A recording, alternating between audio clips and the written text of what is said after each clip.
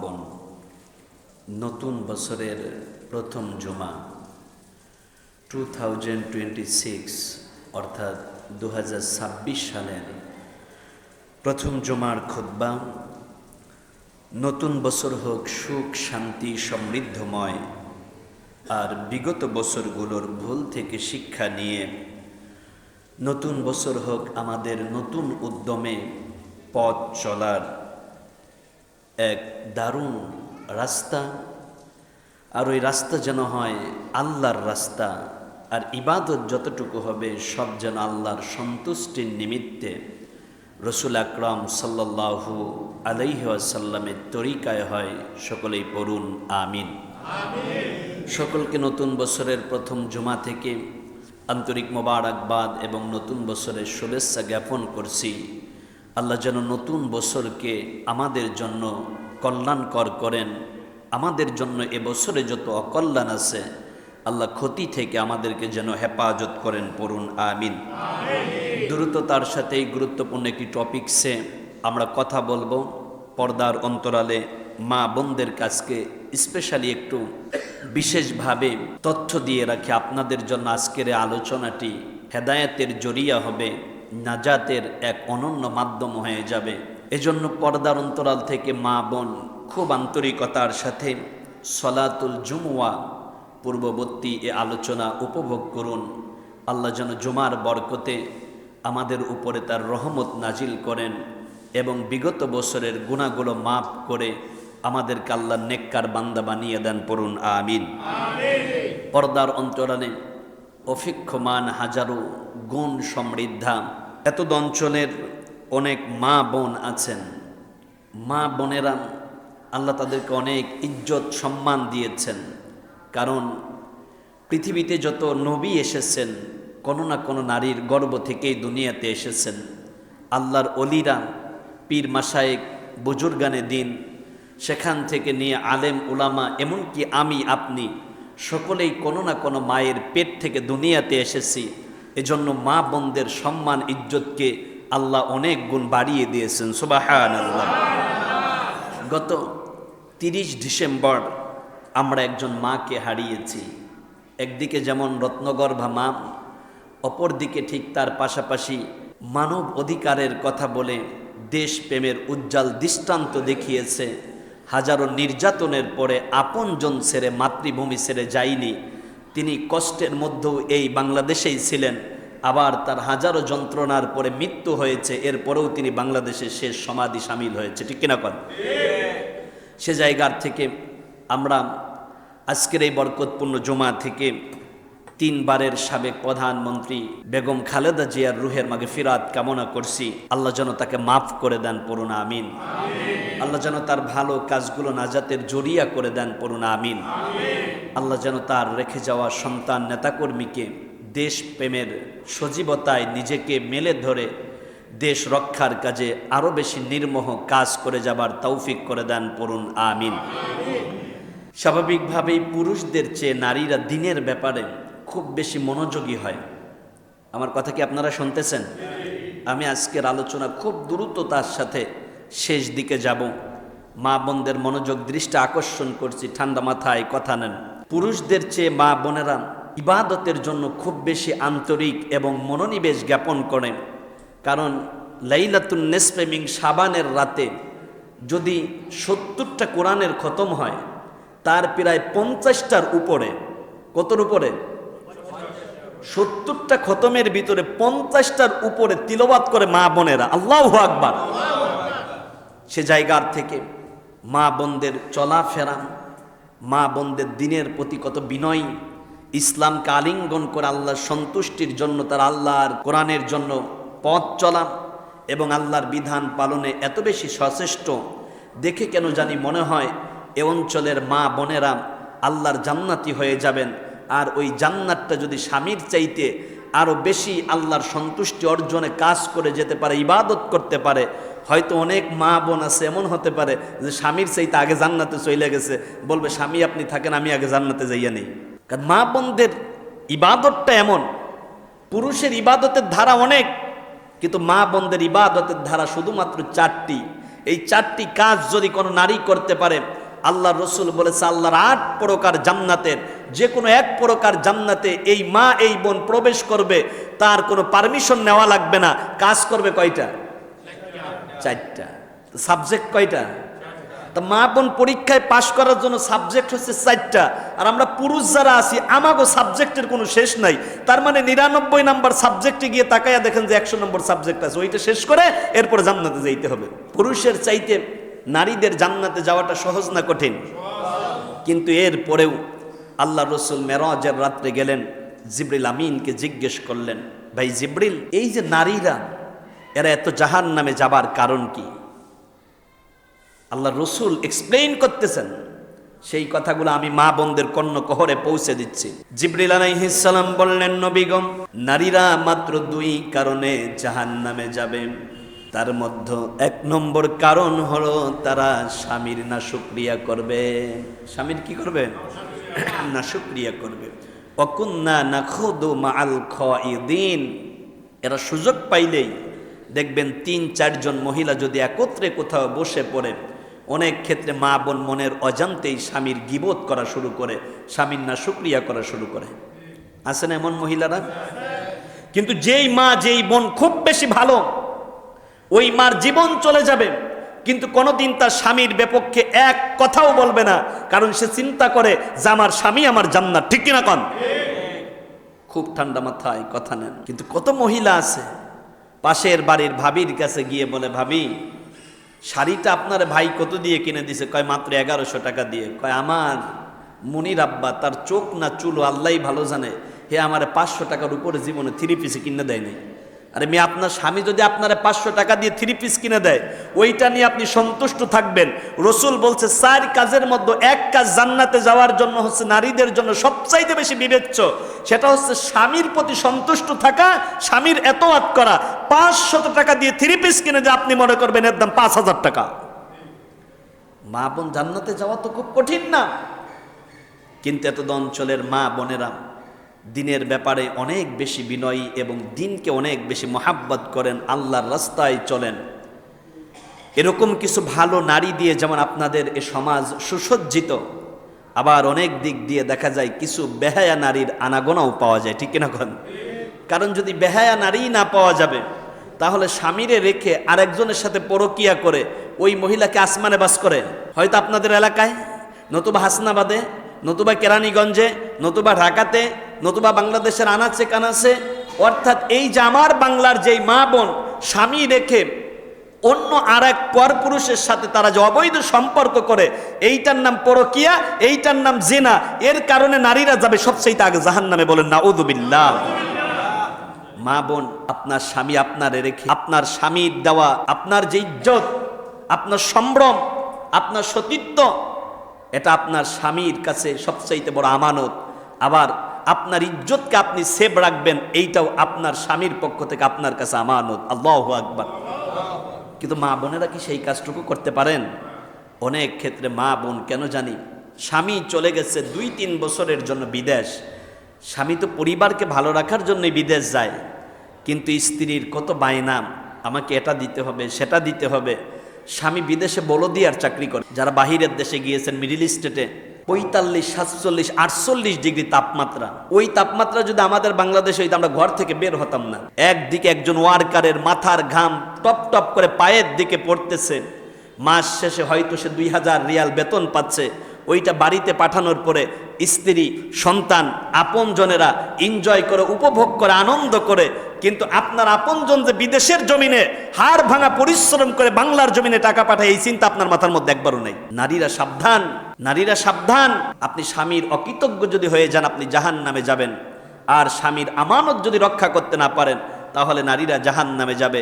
এজন্য আজকের আলোচনা, মা বোনদেরকে বেশি আমলের দরকার আছে না নাই? আপনারাও এই বক্তব্যগুলো মা বোনদের কাছে যথার্থভাবে পৌঁছানোর চেষ্টা করবেন। আল্লাহ যেন মা বোনদেরকে রহম করেন, পড়ুন আমিন। তাহলে কয়টি কাজ করলে নারীরা জান্নাতে যাবে? 4টি কাজ। রসুল বলেছেন, কোন নারী যদি 4টি কাজের জামিনদার হয়ে যায়, আমি রসুল্লাহ ওই নারীর জন্য জান্নাতের জামিনদার হয়ে যাই। না হয় নাই? জোরে বলেন না সুবহানাল্লাহ। বান্দা আবেগ নিয়ে, ভালোবাসা নিয়ে একবার যদি অন্তর থেকে বলে সুবহানাল্লাহ, সবচাইতে পবিত্র কে? আল্লাহ। আপনি কার পবিত্রতার ঘোষণা দিচ্ছেন? কারণ আমার আল্লাহর চাইতে এত বড্ড বেশি পবিত্র আর কেউ নাই, আমার আল্লাহর চাইতে এত বড় আর কেউ নাই, আল্লাহর চাইতে এত দয়াময় আর কেউ নাই। আপনি যখন আন্তরিকভাবে আল্লাহর পবিত্রতা ঘোষণা করেন, তখন আল্লাহ রব্বুল আলামিন আপনার প্রতি সন্তুষ্ট হয়ে যায়। একবার যদি সুবহানাল্লাহ বলেন, আসমান থেকে নিয়ে জমিন পর্যন্ত যত খালি জায়গা আছে, আল্লাহর ফেরেশতারা আপনার আমল নামায় নেক দিয়ে ভরপুর করে দেয়। জান্নাতের ভিতরে একটি গাছ, আরবের একটি তেজি ঘোড়া 500 বছর যদি এই গাছকে গোল করে ঘোরে, কি করে? প্রদক্ষিণ করে। একটা আরবের তেজি ঘোড়া যদি 500 বছর পর্যন্ত শুধু গাছের যেই গোলাকার আছে এটাকে কি বলে? রাউন্ড করে। গুড। একটা ঘোড়া যদি আরবের একটি গাছ রাউন্ড দিয়ে ঘুরতে চায়, সময় লাগবে কত বছর? 500 বছর। ঠিক একবার যদি কেউ অন্তর থেকে সুবহানাল্লাহ বলেন, তাহলে এই যে জান্নাতের ভিতরে যে গাছ আছে, এই গাছের সমতুল্য নেক দিয়ে আল্লাহ তার আমল নামাকে রাঙিয়ে দেন। এই গাছটা মোটামুটি আপনাদের এই নিম গাছের মতো নাকি? এই গাছ কত বড় মাপে শেষ করতে পারবেন? একদিন একজন বলতেছে যে ছাগলের পশম আছে কতগুলো, তা আমি বললাম যে এই 2,98,082টা আছে। এটা কি শিওর? বললাম শিওর না, আপনি গুণে দেখেন। তো এইদিকে আপনি গুনতে পারবেন যে এই গাছের দৈর্ঘ্য কতটুকু, প্রস্থ কতটুকু, কত পাতা আছে। মেয়ে পাতা কেন, আপনি তো ওই গাছের শিকড় গুণেই শেষ করতে পারবেন না। তাহলে আল্লাহর নেকের জায়গাটা কম না বেশি? আল্লাহর ভান্ডারে কোনো কিছু কম আছে? কিন্তু কেউ যদি এখন চিন্তা করেন কেউ ফেরে না খালি হাতে পীর বাবার দরবার থেকে, এটা ভুল চিন্তা না? কথা তো এমন হওয়া দরকার ছিল, কেউ ফেরে না খালি হাতে আল্লাহ তোমার দরবার থেকে। তা আমরা একজনের দরবারের দিকে হাত তুলে চাই, তিনি কে? আল্লাহ। তাহলে চাইতে হবে কার দরবারে? আল্লাহর দরবারে। কেউ যেটা দিতে পারে না সেটা দিতে পারেন একজন, তিনি কে? আল্লাহ। তাহলে মাজারে মান্নত করা যাবে? মাজারে চাওয়া যাবে? পীরের কাছে? মাঝে মাঝে বুজুর্গর কাছে চাইবেন। খবরদার, ইমান তার অনেক দাম। এই ইমান কিন্তু আপনি কোনোদিন কোটি টাকা দিয়েও কিনতে পারবেন না। তামাম পৃথিবী একদিকে, আপনার ইমান একদিকে। পৃথিবী নেবেন না ইমান নেবেন? ইমান নেবেন। ইমানের দাম কেমন শোনেন। কোনো এক যুদ্ধে সাহাবীদের মধ্যে একটু মিসআন্ডারস্ট্যান্ডিং হয়ে গেল। যুদ্ধলব্ধ যেই সম্পদ, এইটা ভাগ বাটোয়ারা নিয়ে মুহাজির সাহাবী এবং আনসার সাহাবীদের মধ্যে একটু মনোমালিন্য হয়েছে। স্বাভাবিক, এক জায়গায় বসবাস করলে একটু মনোমালিন্য হয় না? লা ইয়াহিল্লুর রাজুলি আইয়াহজুরা আখাহু ফাওকা সালাসি লায়াল। এক মোমেন আর এক মোমেনের সাথে 3 দিনের বেশি কথা ছিন্ন করে থাকা জায়েজ নেই। কয়দিন? সবাই বলেন না? 3 দিন। যে ব্যক্তি আগে কথা বলে সে অহংকার মুক্ত হয়ে যায়। কি আপনারা বোঝেন নাই যে এই জায়গায় সুবহানাল্লাহ বলতে হবে? যে আগে কথা বলে সে কি মুক্ত হয়ে যায়? অহংকার মুক্ত হয়ে যায়। এখন আমার তো অহংকার মুক্ত হওয়া দরকার। আপনি বিশ্বাস করেন যে, মনে করেন আমার ছোট ভাই যদি কখন আমার উপর একটু মন খারাপ করে, আমি যত বড় হুজুরই হই কিন্তু আমার ভাইয়ের কাছে তো আমি ভাই। আমি যত বড় হুজুরই হই আমার বোনের কাছে তো আমি ভাই, তাই না? আমার বোন কিন্তু এখনো আমাকে তুই করে কথা বলে। ছোট ভাই আপনি করে বলেন, কিন্তু আমার বোন তো ইমিডিয়েট আমার ছোট, যার কারণ ও আমাকে তুই করে বলেন। তা আমি মাঝে মাঝে চিন্তা করি যে আমি মাহফিলের প্রধান বক্তা, সারা দেশে ওয়াজ করি, তুই আমার তুই করে বলো। বোন তো বোনই। এখন বিষয় যেটা আপনি খুব দারুণভাবে খেয়াল করেন, আমার বোন যদি কোনোভাবে একটু আমার উপরে মন খারাপ করেন, স্বাভাবিক আমি বড় হিসাবে আমার দায়িত্ব কি জানেন? আমার বোনকে গিয়ে বলা যে, বোন তোমার কি হয়েছে, তুমি মন খারাপ করেছো কেন? এই তোমার কি লাগবে আমাকে বলো। এই কি ব্যাপার, তুই এমন করতেছিস কেন, তোর কি হয়েছে? না ভাই তোর সাথে কোনো কথা নাই। বোনের হাতটা জড়ায় ধরেন না, কোনো কথা নাই, দুইজন এক প্লেটে খানা খাবো, এরপরে বাকি কথা। যদি ভাই বোন একত্রে বসে এক জায়গায় খানা খাইতে পারেন, আপনার 10 বছরের যদি সম্পর্কের দূরত্বতা থাকে, এক প্লেটে খাবার খাওয়ার সাথে সাথে আপনার বিগত দিনের এই সম্পর্কটা আরো বেশি যে নষ্ট ছিল এটা ভালো হবে, আর ভাই বোনের সাথে সম্পর্ক আরো বেশি বিল্ড আপ হয়ে যাবে। সুবহানাল্লাহ। তাহলে সম্পর্ক বিল্ড আপ করার জন্য আগাতে হবে কাদের? ভাইকে। বড় যিনি তিনি, কারণ ছোটরা তো একটু অভিমানী হয়। ছোটরা তো অনেক ক্ষেত্রে একটু মনে করেন যে অভিমান বেশি করেন। আমি আমার ছোট ভাইকে একটা পাঞ্জাবি কিনে দিলাম 1900 টাকা দিয়ে। একেবারে দাম তো কম না, 1900 টাকার পাঞ্জাবি কি একেবারে খারাপ? আমি তো স্বল্প আয়ের মানুষ, ওই হিসাবে 1900 টাকাই তো আমার কাছে অনেক বেশি। আপনারা যারা কোটি কোটি টাকার মালিক আছেন এটা ভিন্ন হিসাব। এরপরে এটা তার পছন্দ না, কারণ আমার বন্ধুর ভাই তার একটা পাঞ্জাবি কিনে দিছে 3200 টাকা দিয়ে, আপনি আমার 1900 টাকা দিয়ে কিনে দেন। তার মানে আবদারের শেষ নেই। কারণ আপনার ছোট ভাই, আপনার বোন, আপনার অনুজ যারা, তারাই তো আপনার কাছে আবদার করবে। বরং আপনার ছোটরা যদি আপনার প্রতি অভিমান করে, রাগ করে, চিন্তা করবেন এটা রাগ না, এটা অভিমান না, এটা আপনার প্রতি ভালোবাসা। আর ওই ভালোবাসা ভাঙ্গানোর দায়িত্ব বড় হিসেবে আপনার। কি কথা বলছেন না কেন? আপনার ভাতিজা আপনার সাথে কথা বলে না, আপনি এইটা চিন্তা করবেন না যে আমার ভাতিজা আমার সাথে কথা বলে না কেন। আপনি একদিন দোকানের উপরে 15 জন দাঁড়ায় আছে, আপনারা আলহামদুলিল্লাহ ভালো, এরকম আচরণ আপনাদের ভিতর নাই, কিন্তু বাকি কথার ভিতরে চলে আসলে এই জন্য কথাটা বলে যাচ্ছি আমি। বাকি আপনি ভাতিজাকে ডাক দেন, এই আব্দুর রহিম কি হয়েছে, এই অনেকদিন তোমার দেখি না, তুমি কোথায় গেছিলে? এই সময় ভাতিজা লজ্জা পাবে, আহারে চাচা আমার মুরব্বী, আমি চাচার সাথে এতদিন কথা বলি না, আর চাচা আজকে আমারে ডেকে বুকের মধ্যে জায়গা করে দিয়েছে। ও চাচারা শোনেন, বড় ভাইয়েরা শোনেন, এই যে গতকালকে আমাদের মরহুম শাহজাহান সাহেব মারা গেল, তার লাশের খাটনিটা তার ছেলেরা, তার ভাতিজারা ধরছে। কোন ভাবে নেবেন আমি সেই কথা জানি না, কিন্তু আমি এতটুকু বুঝি, বয়সের দিক দিয়ে যদি চিন্তা করি তাহলে আমার চাইতে আগে মারা যাবে আনোয়ার সাহেব, তা আমিও এখন মারা যেতে পারি, ঠিক নাই? কিন্তু বয়সের দিক দিয়ে আমার চাইতে আগে মারা যাবে কে? আনোয়ার সাহেব। উনি মারা যাওয়ার পর ওনার খাটনিটা কিন্তু ওনার ভাতিজারা ধরবে। ঠিক ওনার উচিত হবে ভাতিজাদেরকে আদর করে স্নেহ দিয়ে বুকের মধ্যে আগলে রাখা, কারণ আপনার শেষ দাফনটা করবে আপনার সন্তান, আপনার ভাতিজারা, আপনার নাতিরা, ঠিক কিনা কন? বড়রা সার দিতে হয়, বড়রা স্যাক্রিফাইস করার মানসিকতা থাকতে হয়। আমরা কিন্তু মনে করেন যে 3 জন এই মসজিদের মনে করেন স্টাফ, কিন্তু যেহেতু তাদের চাইতে আমার দায়িত্বের জায়গাটা একটু বড়, তার মানে তাদের ব্যাপারে আমার হক বেশি, অর্থাৎ তাদের ডিমান্ডগুলো পূরণ করতে হয় আমার সামনে। আমার মুয়াজ্জিন, আমার খাদেম, তাদেরকে কেউ কোনো ধরনের কটু কথা বলবে, এইটা অন্তত আমি মানব না। কেন মানব না জানেন? কারণ তারা আমার। তারা কি? সবাই বলেন না, তারা কি? আমার। ওই দিন তানভীর সাহেব যাই নামাজটা বিছিয়েছে, সিরাজুল ভাই এমনিতেই বলছে যে এমনি এখন নামাজ শেষ তো গুছিয়ে রাখি। তা আমি তখন চিন্তা করলাম যে তানভীর সাহেব হয়তো কষ্ট পাবেন, তখন সিরাজুল ভাইকে বললাম যে সিরাজুল ভাই আপনি যাই নামাজটা বিছিয়ে রাখেন। ঠিক এত বিনয়ী মানুষ, এত ভদ্র মানুষ যে উস্তাদে কথা বলছে, উনি আর 1 সেকেন্ড এদিক তাকাই নেই, সঙ্গে সঙ্গে যাই নামাজটা বিছিয়ে দিয়েছেন। এই যে একটা বিনয়, এই বিনয়ের কারণে আল্লাহ মানুষকে বড় করে দেন। এখন উনি যদি এই চিন্তা করতেন, হুজুর আপনি চেনেন আমাকে, আমি তো মুতাল্লি সাহেবের ভাগ্নে, আমি আপনার কথা রাখতে যাব কেন, আপনি তো আমাদের বেতনভুক্ত ইমাম, কিন্তু না, এটা করেন নাই। কারণ বিনয়ের জায়গাটা দেখেন, উস্তাদে বলছে সামিয়া আতোয়া, শোনার সাথে সাথে এটা মেনে নিয়েছে। বরং বড় যারা হয় তাদেরকে দায়িত্বশীল হতে হয়। কি হতে হয়? আজ যারা বড় আছেন, আপনার কোনো আচার আচরণে যদি আপনার অনুযার আপনার সাথে কথা না বলে, আপনি সর্বপ্রথম কথাটা শুরু করেন, এরপর আপনার অনুজ যদি আপনার সাথে কথা না বলে, দেখবেন পুরা এলাকার মানুষ এই ছোট্ট অনুজটাকে বলবে তোর চাইতে বেয়াদব কেউ নাই, তোর মুরব্বি তোরে ডাকে বেরো, তুই কথা বলিস না কেন, কি কথা বলছেন না কেন? বড়রা আমাদেরকে আরো বেশি আন্তরিক হতে হবে। কিন্তু ছোটরা আবার শোনেন, ছোটদের ব্যাপার আরেকটা হাদিস দেই, মাল্লাম ইয়ারহাম সগীরনা ওলাম ইউআখির কাবীরনা ওলাম ইউআখির কাবীরনা, যারা বড়দেরকে সম্মান করে না, রাসূল বলছে ফালাইসা মিন্নি, ওরা আমার উম্মত না। আপনি ছোট, আপনাকে ছোটর জায়গাতে থাকতে হবে, কারণ আপনি আপনার মুরব্বির চেহারার দিকে তাকিয়ে কথা বলবেন না। আমি এখন আমার দাদার চেহারার দিকে তাকিয়ে কথা বলি না, আমার চাচাদের চেহারার দিকে তাকিয়ে কথা বলি না। কারণ চাচা কি জানেন? আম্মর রাজুলি সিন ও আবি, চাচা হলো বাবার মতো। নবীর চাচা আবু তালিব মারা গেলেন, রসুল আমার চোখের পানি ছেড়ে দিয়ে দিয়ে কান্দেন।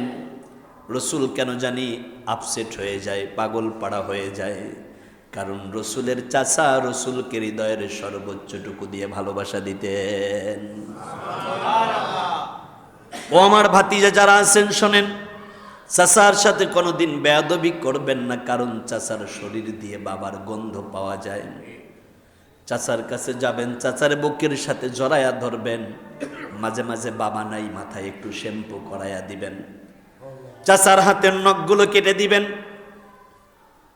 ওই দিন আমাদের বাড়ির মাহফিল 12 তারিখে, তা আমার চাচা তো একজন, আমার আব্বা আমার চাচা, অর্থাৎ আমার বাবারা 2 ভাই। তা আমি দেখলাম যে জমা রক্ত হয়ে যাচ্ছে। আমি বাড়িতে গেলে আবার ইমাম সাহেব ওই দিন উনি ছুটি পাইয়া যায় কেন জানি, উক্তিও নামাজে তো আগে ঠেলে দেয়। আর জুমার নামাজ আমার সামনে, তো সে কোনোভাবে বয়ানও করবে না, পড়াবেও না। এখন এদিকে জুমা রক্ত হয়ে যাচ্ছে, কিন্তু চাচা মাহফিলের কাজ করতে করতে দেখি তার হাতের আঙ্গুলগুলো খুব বড় বড় হয়ে গেছে। আমি আমার ওয়াইফকে বললাম নেইল কাটারটা দাও একটু। চাচাকে ডাক দিলাম, আগে এদিকে আসেন, এখানে বসেন। এরপরে নিজের হাত দিয়ে যখন চাচার নখগুলো আমি কেটে দিচ্ছিলাম, বিশ্বাস করেন যে এক অনুভূতি, এক ভালোবাসার জায়গা, এইটা কোটি টাকা দিয়ে আপনি পৃথিবীর কোনো জায়গা পাবেন না। কারণ আপনার বাবার মতোই তো আপনার চাচা। আপনার বাবার শরীরের মধ্যে যেই রক্ত বেগবান, আপনার চাচার শরীরের ভিতরে সেই একই রক্ত বেগবান। আপনি ফুপুদের সাথে খারাপ আচরণ করবেন না, ফুপিরা খুব দরদি হয়। কত ভাতিজা আছে 10 বছর ফুপির খোঁজ খবরই নেয় না। আপনার তো ঈদের আগে একটা বাজেট থাকা দরকার। মেয়ে 3 পিস 4000 দিয়ে কেনার দরকার নাই। ফুপুরে 1000 টাকা শাড়ি আপনার কাছে চায় না। বাজার থেকে 500 টাকার একটা শাড়ি কিনে আপনার ফুপির কাছে পৌঁছে দেবেন। আপনার ফুপি ডেকে ডেকে বলবে, এই তোমরা দেখো, ও ভাবি, ও শাশুড়ি, ও খালা আম্মা, এইটা আমার ভাইপো পাঠিয়েছে, আমার ভাইপো পাঠিয়েছে। বাতি যারা বোঝো না এগুলো, দুনিয়াতে সম্পদের মোহে পড়ে টাকা অট্টালিকা সম্পদ করে চলে যাচ্ছ, কিন্তু রক্তের সম্পর্ক ছিন্ন করলে তারা জান্নাতে যাবে না।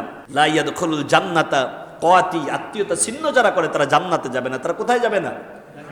জান্নাতে যাবে না। শাড়ির দাম কয় টাকা? কয়টা ফুপু আছে আপনার? 2টা ফুপু আছে, 1 বছরে 2টা শাড়ি দিলে পারে আহামরি অনেক কমে যাবে, কিন্তু দিতে পারেন না। বলেন হুজুর আমারই তো চলে না, কিন্তু আপনার স্ত্রীর 3 পিস কিনছেন একটা মাত্র 5200 টাকা দিয়ে।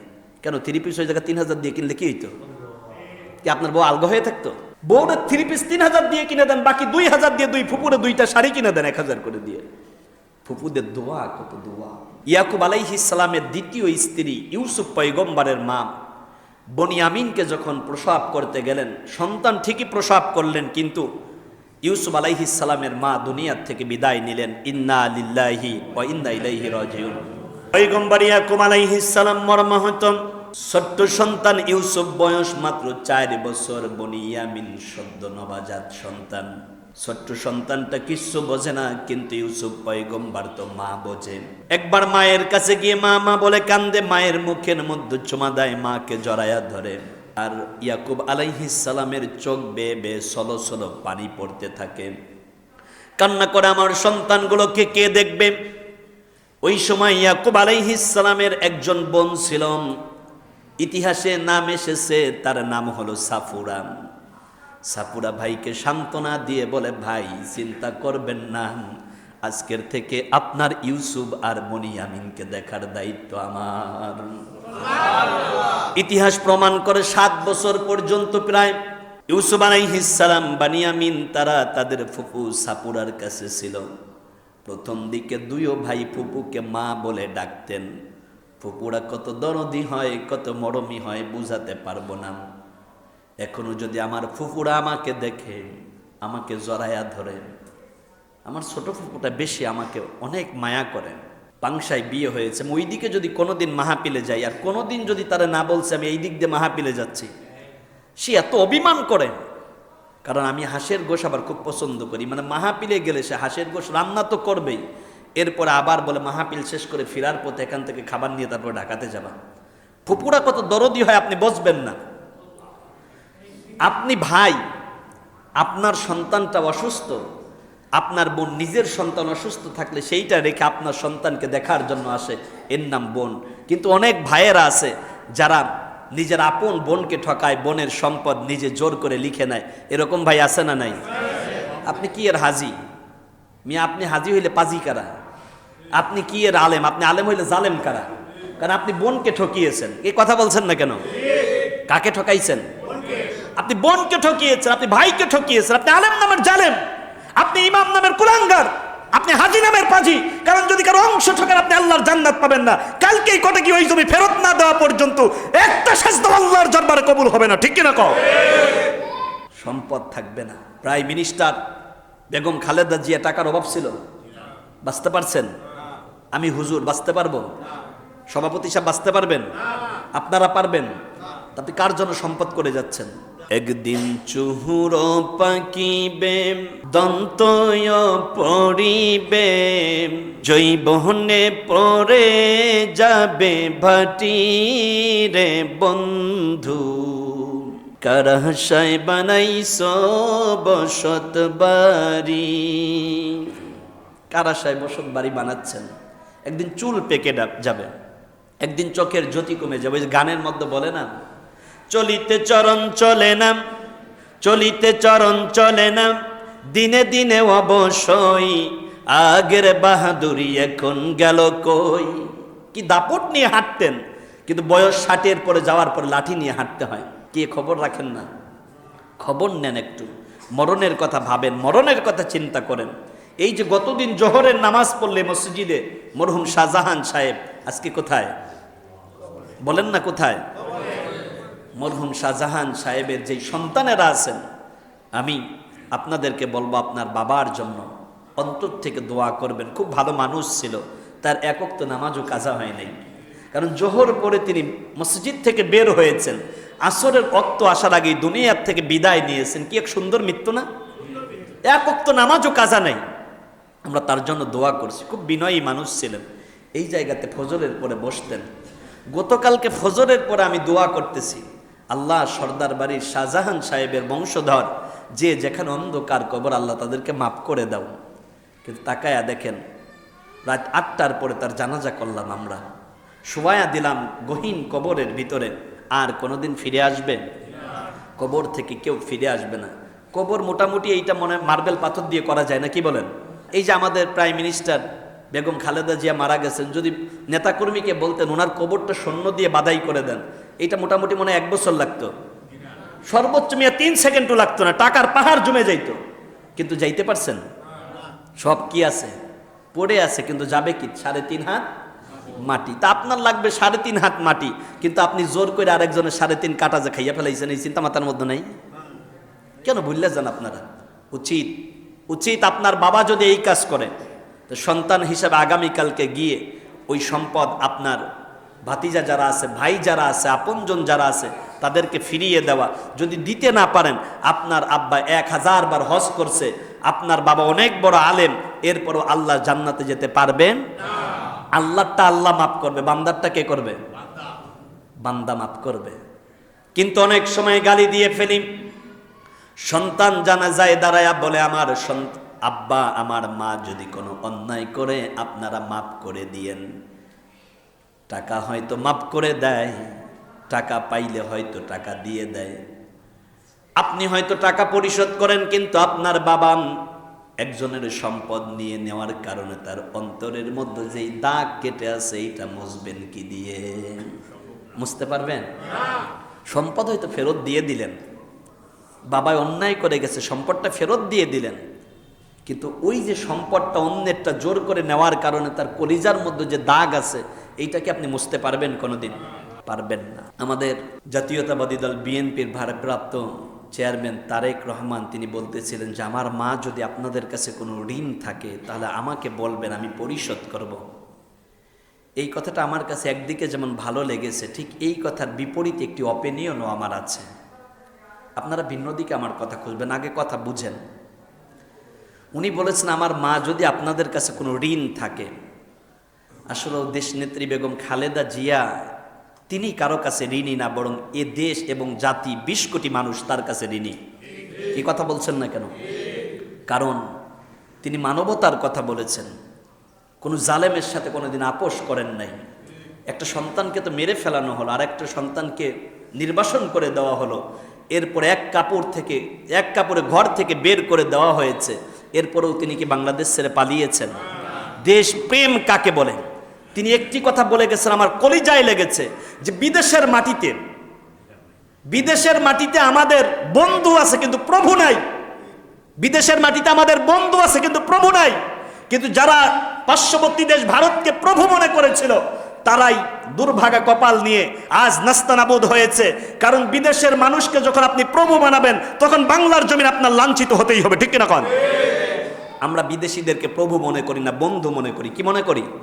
বন্ধু মনে করি। কিন্তু যখন আপনি তাদেরকে প্রভু মনে করবেন, ওরা আপনার ঘাড়ের উপর উঠে লাফানো শুরু করবে।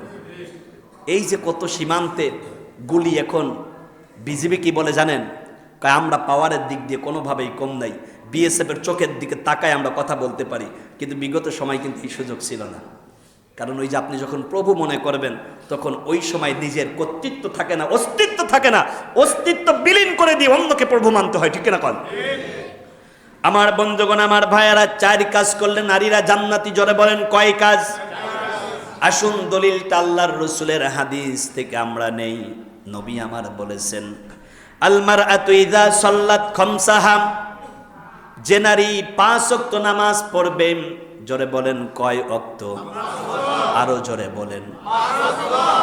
1 নম্বরে ফজর, 2 নম্বরে জোহর, 3 নম্বরে আসর, 4 নম্বরে মাগরিব, 5 নম্বরে এশা। কয় ওয়াক্ত নামাজ? সবাই বলেন না। আচ্ছা, 5 ওয়াক্ত নামাজের নাম বলবে আমাদের এই খুদে মুসল্লিদের মধ্যে এমন কেউ আছে যে 5 ওয়াক্ত নামাজের নাম বলতে পারো? খুদে মুসল্লি না, ছোট মুসল্লি যারা, কি পারো? হ্যাঁ দাঁড়াও, কি আজকে? মাশাআল্লাহ মাশাআল্লাহ, জি বসো। আর কে? জি বলো, দাঁড়াও, এই তো মাশাআল্লাহ, জি মাশাআল্লাহ। ফাইজান আসে নাই আজকে? মাশাআল্লাহ, এই তো মাশাআল্লাহ। কি ফাইজান পারবে না? হ্যাঁ আসো, একটু ভয় ভয় পাচ্ছে, একটু নার্ভাস ফিল হচ্ছে। পারে আলহামদুলিল্লাহ। আপনাদের এই মহল্লায় 2-3টা বাচ্চা আছে, খুব বিনয়ী। আমি ওখানে বসে থাকলে গিয়ে সালাম দিয়ে বলে, হুজুর কেমন আছেন? এরপরে বলে, হুজুর একটু পানি দেয়। আমি মাঝে মাঝে চিন্তা করি, এর বাবারা জীবনে যেইটা করেন এই বাচ্চাগুলো সেইটা করে।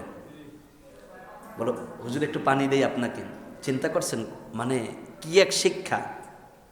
এই জন্য মাঝে মাঝে আমি এই যে যাদের বাচ্চাদের নাম বলি আর যাদের বাচ্চাদের নাম বলতে পারি না, তারা আবার মন খারাপ করবেন না যে হুজুর খালি ওনাদের বাচ্চাদের নামই বলেন। এই বাচ্চাগুলো আমার একটু কাছাকাছি থাকে, ওদের একটা ডিমান্ডও আমার কাছে মাঝে মাঝে থাকে। এই যে মনে করেন ওখানে যাওয়ার পরে, হুজুর আমার জন্য একটু দোয়া করেন। আপনি তো দোয়া চাইতে হয় এইটাই বোঝেন না, কিন্তু ছোট্ট বাচ্চাটা দোয়া চায়, তা ওর প্রতি আমার ভালোবাসা তো 10 গুণ বেড়ে যায়। আবার আমিও তো আপনাদের কাছে দোয়া চাই। আমি শুধু দোয়া করব বিষয়টি এমন না, বরং আমারও দোয়া দরকার। আমরা ইমাম, মুয়াজ্জিন, মুসল্লি সবাই সবার জন্য দোয়া করব, আল্লাহ যেন আমাদের সবাইকে মাফ করেন, পড়ুন আমিন। তাহলে 5 ওয়াক্ত নামাজ, কয় ওয়াক্ত? 5 ওয়াক্ত। দ্বিতীয় হচ্ছে ওসামাত শাহরহা, আর রমজান মাসের রোজা পালন করা। রমজান মাসের রোজা পালন করা। কিন্তু আজ আমাদের কি নামাজ আছে? নাই। মা বোন নামাজের ব্যাপারে খুব উদাসীন। শরী ওজরের পরে তাদের প্রধান একটা ওজর থাকে, আমার কাপড় তো এখনো পাক হয়নি, নামাজ পড়বো কেমনে? এই কথা যেন কোনো নারী বলতে না পারে, এই জন্য হুইল পাউডার আপনি 3 কেজি আগেই কিনে রাখবেন, আর আপনি মনে করেন কাপড় কাচা সাবান আরো 5টা অগ্রিম কিনে রাখবেন, যার কারণে এই কথা বলার সুযোগ যেন না পায় যে কাপড়ই ধুইতে পারিনি। কারণ আল্লাহ তো আপনাকে এমনি 7 দিন মাফ করে দিয়েছেন, 5 দিন মাফ করে দিয়েছেন। কিন্তু যখন থেকে আপনি পবিত্র হয়ে যাবেন, পবিত্র হওয়ার পরের অক্ত থেকে আপনার জন্য নামাজ পড়াকে ফরজ করেছেন কে? আল্লাহ। কিন্তু আমার ভাইয়েরা, নামাজের সময় হলে আমরা অনেক সময় স্যাক্রিফাইস করতে জানি না, স্ত্রীকে আমরা হেল্প করতে পারি না। আপনার ওয়াইফ হাতের কাজ নিয়ে ব্যস্ত, এই কথা তো কখনো বলেন না, যাও তরকারিটা আমি কুটে রেখে দিচ্ছি, তুমি নামাজটা পড়ে আসো। এরকম স্বামী পাওয়া যায় না। বরং আপনি কি মেজাজ দেখান, সারাদিন এত কাজ করছি, এরপর আইয়ে তোমার এই ক্যানকানানি ভালো লাগে, এখনো রান্না করতে পারো না, করছো নাকি? আরে মেয়ে, আপনার তো এক কাজ, কিন্তু আপনার ওয়াইফের তো 1000 কাজ। ঘর গুছানো, কাপড় ধোয়া, সন্তান খাওয়ানো, রান্না করা, কুটাকাটি করা, আপনার মা বাবারে দেখাশোনা করা। তার মানে আপনি শুধু অফিসে ডিউটি করছেন আর আপনার স্ত্রী বাড়িতে কাজ করছে 99টা। রাগ করবেন না, বাড়িতে আসার পর স্ত্রীকে একটু হেল্প করবেন, এটি রসুলের সুন্নাত। আল্লাহর রসুলের স্ত্রী খামির বানায়া দিতেন, আর রসুল সাল্লাল্লাহু আলাইহি ওয়াসাল্লাম রুটি বেলতেন। সুবহানাল্লাহ পড়েন। বিশ্ব মানবতার মহান বন্ধু আল্লাহর পয়গম্বর রসুল সাল্লাল্লাহু আলাইহি ওয়াসাল্লাম এই কাজ করতেন। আর আপনার মেজাজ কি? কেন জানি মনে হয় যে এদেশের শাশুড়িরা তার পুত্রবধূকে দাসী মনে করে। আবার অনেক স্বামীরা চিন্তা করে যে আমার বউ তো বউ নেই, এটা আপনার দাসী। না, আপনি তো দাসী বানান নাই, আপনার বউ আপনার সহধর্মিনী, তার কাজে হেল্প করা আপনার নৈতিক দায়িত্ব, ইমানি দায়িত্ব। কিন্তু সেইটা করতে পারেন না। দেখা যায় গালি দেওয়ার ব্যাপার আপনি খুব দারুণ পটু। স্ত্রীর বংশ নিয়ে গালি দিলে 11 দিন আপনার সাথে ভালো করে কথাই বলবে না। তার বাবাকে নিয়ে যদি আপনি কটু কথা বলে একটা গালি দেন, আপনার স্ত্রী 3 দিন আপনার সাথে ভালো আচরণই করবে না। কারণ নারীরা তার বাবাকে অনেক কলিজা দিয়ে ভালোবাসে, এজন্য স্ত্রীকে গালিগালাজ করা যাবে? বাসায় ঢুকে তো আপনি মোবাইলটা নিয়ে টিপাটিপি শুরু করে দেন, বিয়া কিসের ফেসবুক, বাসার মধ্যে যখন ঢুকবেন তখন আপনার সবচাইতে বড় ফেসবুক আপনার বউ, আপনার সন্তান। বাচ্চাদেরকে সময় দেন। আজকে তো ডিভোর্সের কারণ কি? বউ আরেক দিকে মোবাইল টেপে, স্বামী আরেক দিক দিয়ে মোবাইল টেপে, মাঝখান থেকে দুইজনের মধ্যে মিস আন্ডারস্ট্যান্ডিং একটা গ্যাপ তৈরি হওয়ার ফলে এখন স্ত্রী চিন্তা করে যে স্বামীর চাইতে তো আমার ওইটাই বেশি ভালো। দেখা যায় স্বামী থাকতে পরকিয়া করে, এরপরে স্বামীরে ডিভোর্স দিয়ে আরেকজনের লগে ঘর করে। আর স্বামী কয় আগের মতো শান্তি তো আর এখন খুঁজে পাই না, আর বউ কয় আগে জানলে তোর ভাঙ্গানো কয় সত্তাম না। পরিবার কেমনে নষ্ট হয়ে যাচ্ছে। ঘরের মধ্যে যখন ঢুকবেন তখন আর কোনো মোবাইল না, কিসের নাটক? আপনার সবচাইতে বড় অভিনেত্রী তো আপনার বউ, আপনার নাটকের নায়িকা তো আপনার ঘরের ভিতরে। স্ত্রীর সাথে সন্তানদের সাথে একটু সময় কাটান, স্ত্রীর সাথে একটু খোশ গল্প করেন, নফল ইবাদতের সোয়াব আপনার আমল নামায় আল্লাহ লিখে দেবেন। সুবহানাল্লাহ পড়েন। ও আমার মা, আমার বোনেরা, দারুণ করে কথাগুলো শুনে নেন। আপনারা 5 ওয়াক্ত নামাজ পড়বেন কয় ওয়াক্ত? সারাদিন অফিস করে আসার পরে কত বাবা তার সন্তানকে খাবারের টেবিলে বসে পড়া জিজ্ঞাসা করে। আসলে অনেক বাবারা এটা করবেন না, এটা হাদিসের পরিপন্থী কাজ। কোনো বাবা খাবার টেবিলে বসে সন্তানদের জিজ্ঞাসা করতে করবেনই না, টিউটর আসছিল, পরীক্ষায় কি করছ, অমুকের ছেলে ফার্স্ট হয়, তুই কেন থার্ড হইছিস? এই কথা বলবেন না, এটা খাবারের টেবিলে বলার কিছু না। আপনি খাবারের টেবিলে বলবেন, আব্বু মাছের পেটিটা তোমাকে দেই, আব্বু তুমি না মাছের মাথাটা খেতে পছন্দ করো, আমি একটু তোমাকে বেছে দেই। আপনার কথা হতে হবে এমন। কিন্তু যদি পড়ার টেবিলে এই কথা বলেন, কি পড়ালেখার কি অবস্থা সেই কথা কও, ও দেখবেন আপনার সাথে আর খাইতেই বসবে না। যখন আপনার বাচ্চা ঘুমাতে যাবে তখন ধমক দেবেন না, বকা দেবেন না, বরং মাথার মধ্যে হাত দিয়ে ঘুম পাড়ায়া দেন। আপনার সন্তানকে ফজরের পরে আপনি মাথার মধ্যে এরকম করে একটু বিলি দিয়ে ঘুম থেকে জাগায়া, বাপ বেটা দুইজন মসজিদে আসেন, মেয়ে আর আপনার স্ত্রীকে বাড়ির মধ্যে নামাজে দাঁড় করাইয়া দেন। সুবহানাল্লাহ। পরিবারটাই তো জান্নাতি পরিবার হয়ে যাবে। কিন্তু মা বোনেরা যে কাজগুলো করে, নামাজ পড়ে না ঠিক মতো, কাপড় আছে 99 সেট শোকেসে উঠানো, এরপরেও বলে নামাজ পড়বো, ওই কাপড়ই নাই। তো ওই কাপড়গুলো কি জন্য? কই সেই কথা কোন, ওই কাপড় তো বিয়ের অনুষ্ঠানে যাওয়ার জন্য। আমার মা, আমার বোনেরা, আপনারা রমজানের রোজা পালন করবেন।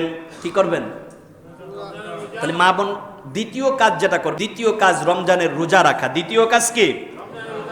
রমজানের রোজা রাখা। কিন্তু মা বোনেরা মাঝে মাঝে নামাজ ঠিকই পড়ে, রমজানের রোজা ঠিক রাখে, কিন্তু মাঝে মাঝে ঝগড়া করতে বলে না। আছে না নাই? আপনার মা আপনার বউ দুইজনের ঝগড়া, আপনার বোন আপনার বউ দুইজনের ঝগড়া, কেন জানি মনে হয় যে নারীরা ঝগড়া করতে করতে পুরা পরিবারটা অশান্তির পরিবার বানায় ফেলে। ঠিক না কোন? এই জন্য মানুষ আফসোস করে বলে, শিল পাটায় ঘষাঘষি মরিচের দশা যেমন শেষ, নারী ঝগড়া করে পুরুষের দশা শেষ। ঠিক না কোন? কিন্তু নারীরা ঝগড়া করে। রোজা রেখে ঝগড়া করবেন না। রাসূল বলেছেন, মাল্লাম ইয়াদা কওলাজ জুর ওয়াল আমালা বিহি ফালাইসা লিল্লাহি হাজ্জাতুন আইয়াদা তাআমাহু ওয়া শারাবাহু। কোন নারী যদি রোজা রেখে ঝগড়া করে তাহলে তার উপোস থাকা ছাড়া রোজার কোনো প্রতিদান সে পায় না। সামনে রোজা আসতেছে, মা বোন রোজা রেখে ঝগড়া করবেন না। আল্লাহ মা বোনদেরকে রহম করুন, পড়ুন আমিন। তৃতীয় হচ্ছে, আল্লাহ রসুল সাল্লাল্লাহু আলাইহি ওয়াসাল্লাম বলেছে, ও আহসানাত ফারজাহা, লজ্জা স্থানের হেফাজত করা। লজ্জা স্থানের কি করা? হেফাজত করা। আল্লাহ রাব্বুল আলামিন এর ব্যাপারে বলেছেন, ও কুল্লিল মুমিনাতি ইয়াগুদুদনা মিন আবসারিহিম ওয়া ইয়াহফাযনা ফুরুজাহুন্না। ও নারীরা, তোমরা দুইটা কাজ করবা। 1 নম্বর তোমার চক্ষু হেফাজত করবা, আর দ্বিতীয় তোমার লজ্জা স্থানের হেফাজত করবা। আজ নারীদের লজ্জা স্থানের হেফাজত নাই। আপনার বিয়ে হয়েছে বোন, আপনার ইজ্জত, আপনার সম্ভ্রম আপনার স্বামীর জন্য খাস। এইটা পৃথিবীর অন্য কেউ দেখতে পারবে না। কিন্তু আপনি স্বামীরে রেখে অন্য আরেকজনের সাথে মোবাইলে কথা বলেন, অন্য আরেকজনের সাথে ঘুরতে যান, এইটা হয় পরকিয়া, এইটা হয় জিনা। যেই পরিবারে জিনা হয় ওই পরিবারে শান্তি থাকে না। জোরে বলেন নাউযুবিল্লাহ। এই জন্য আমার বন্ধুগণ, আমার ভাইয়ের, আল্লাহর রাসূল বলেছে 5টি প্রশ্নের জবাব ছাড়া কিয়ামতের ময়দানে বনি আদম 1 বিন্দু পরিমাণ সরতে পারবে না। ওয়া আন শাবাবিহা ফিমা আবলাম, আপনার যৌবনকাল আপনি কোন রাস্তায় কাটিয়েছেন, এইটার জবাব দেওয়া ছাড়া আপনি কিয়ামতে 1 চুল পরিমাণ জায়গা সরতে পারবেন না। তা যৌবন কাল কার রাস্তায় ব্যয় করবেন? আল্লাহর রাসূল বলেছে, মান ইয়াদমান লি মা বাইনা লিহিয়াইহি ওয়া মা বাইনা রিজলাইহি আদমান লাহুল জান্নাহ। যেই ব্যক্তি 2টা জিনিসের জামিনদার হবে, তার জিহবা আর লজ্জা স্থান আদমান লাহুল জান্নাহ, রাসূল বলেছে আমি তার জন্য জান্নাতের জিম্মাদার হয়ে যাই। তাহলে মা বোন ঝগড়া করে কি দিয়ে? মুখ দিয়ে, জিহ্বার হেফাজত করবেন। আর স্বামী বিদেশ যাওয়ার পরে পরকিয়া করে অন্য একজনের কাছে সতীত্ব বিলিয়ে দেয়, লজ্জা স্থানের হেফাজত নাই। এই দুইটা জিনিসের হেফাজত যদি নারীরা করতে পারে, আপনারাও করতে পারেন, আমাদের জান্নাতের জিম্মাদার হয়ে যাবেন কে? আর 4 নম্বর হলো ও আতআত বালিহা, যেই নারীরা স্বামীর আনুগত্যশীল হয় না ওই নারী জাহান্নামী। তার মানে নারীরা জান্নাতে যাবার 4 নম্বর কাজ হলো স্বামীর এতওয়াত করা। কার এতওয়াত? এখন স্বামীর এতওয়াত আর মানতে চায় না, কয় স্বামীর কথা শুনবো না, ভাঙ্গা ঘরে থাকবো না, বিরাট কিংবা গ্রামীণ ব্যাংক থেকে টাকা উঠানো বাদ দেবো না। এরকম নারী আছে না নাই? কয় স্লোগান দেয়, কিসের বাড়ি কিসের ঘর, ঘরে হলো মায়ের দোর, শান্তি যা আছে সব হচ্ছে এনজিওর টাকার মধ্যে। তার মানে এনজিওর থেকে টাকা উঠে নিজে স্বাবলম্বী হতে চায়, স্বামীকে ডিভোর্স দিয়ে দেয়। দেখবেন 3 দিন পরে টাকাও হারায়, ইজ্জত হারায়, এরপর দেখা যায় দলবদ্ধ মানুষের কাছে ধর্ষণ হয়। এরকম নারী সমাজ আছে না নাই? যেদিন ঘর থেকে নারীরা বের হয়ে চলে গিয়েছে ওই দিন নারীদের সেফটি আর নিরাপত্তা থাকে না। কারণ নারীর সবচাইতে বড় সেফটির জায়গা বিয়ের আগে তার বাবা, আর বিয়ের পরে তার স্বামী। ঠিক কিনা কোন? নারীরা স্বামীর এতওয়াত করতে হবে। লা আকরামান নিসা ইল্লাল কারীম, যারা নারীকে সম্মান করে না, নারীকে শ্রদ্ধা করে না, ওমা আহানাহুল্লাহ ইল্লাল লাইম, আর যারা নারীকে গালিগালাজ করে, স্ত্রীকে পিটাপিটি করে, ওরা হলো কাপুরুষ। যারা নারীকে ভালোবাসা দেয় ওরা সুপুরুষ, আর নারীরা যারা গালিগালাজ করে তারা কি? সবাই বলেন না তারা কি? স্ত্রীরা মাঝে মাঝে পিটাইলে এইদিকে সুপুরুষ না কাপুরুষ? এ কাপুরুষ সমাজে বেশি না কম? তার মানে গালি একেবারে মনে হয় বাহিরে কিচ্ছু পারেন না, বাহিরে বন্ধু বান্ধবের কাছে মনে করেন যে নিজের ব্যবহারের কারণে অপমান হয়ে আইছেন, এরপরে ঘরের মধ্যে আসার পরে বেড়াগিরি দেখান বোদ্ধার। আর কত বেড়াগিরি দেখাইতে পারেন, বাহিরে দেখাইবেন, বোদ্ধার কিসের বেড়াগিরি? আইয়া স্ত্রীরা ধমকায়, গালি দেয়, খবরদার এই কাজগুলো করবেন না। এরপর আমি আপনাদেরকে শেষ যে কথা বলতে চাচ্ছি, শাশুড়ি যারা আছেন পুত্রবধূকে মেয়ের মতো করে দেখবেন। আল্লাহ রসুল যেদিন ফাতেমা রাদিয়াল্লাহু তাআলা আনহাকে আলী রাদিয়াল্লাহু তাআলা আনহুর হাতের মধ্যে দিয়ে দিলেন, তখন ডাক দিয়ে বললেন, ফাতেমা আজকের থেকে আলী তোমার স্বামী। আলী তোমার কি? আলী রাদিয়াল্লাহু তাআলা আনহু যদি কোনোভাবে তোমার উপর অসন্তুষ্ট হয়, কিয়ামতের ময়দানে আমি বিশ্বনবী মুহাম্মদুর রাসূলুল্লাহ তোমাকে মেয়ে হিসেবে পরিচয় দেব না। নাউযু বিল্লাহি মিন যালিক। বিশ্বনবীর মেয়ে খাতুনে জান্নাত ফাতেমাকে রাসূল বলতেছে, ফাতেমা তোমার স্বামী যদি তোমার উপরে মনে কষ্ট পায়, আর এই অবস্থায় যদি তোমার মৃত্যু হয়ে যায় কিয়ামতের ময়দানে, আমি রাসূল তোমাকে মেয়ে হিসেবে পরিচয় দেব না, তোমাকে চিনব না। বিয়ের পরে একজন নারী সবচাইতে বেশি শ্রদ্ধা করবে তার স্বামীকে। ঠিক কিনা কোন? কিন্তু আজ নারীরা স্বামীর শ্রদ্ধা, সম্মান, ভালোবাসা, ভক্তি না করে তারা কেন জানি স্বামীকে একেবারে এত বেশি কেয়ারই করে না, মূল্যহীন মনে করে, তেজপাতা মনে করে। এজন্য মনে করে যে স্বামী এমন এক জিনিস, যা বলবো স্বামী তাই শুনবে। না, স্ত্রীরা আর রিজালু কাওয়ামুনা আলান নিসা, তোমার উপরে কর্তৃত্ব খাটাবে তোমার স্বামী। আজকের থেকে নারীদের 4 কাজের শপথবদ্ধ হতে হবে। 5 ওয়াক্ত নামাজ, কয় ওয়াক্ত?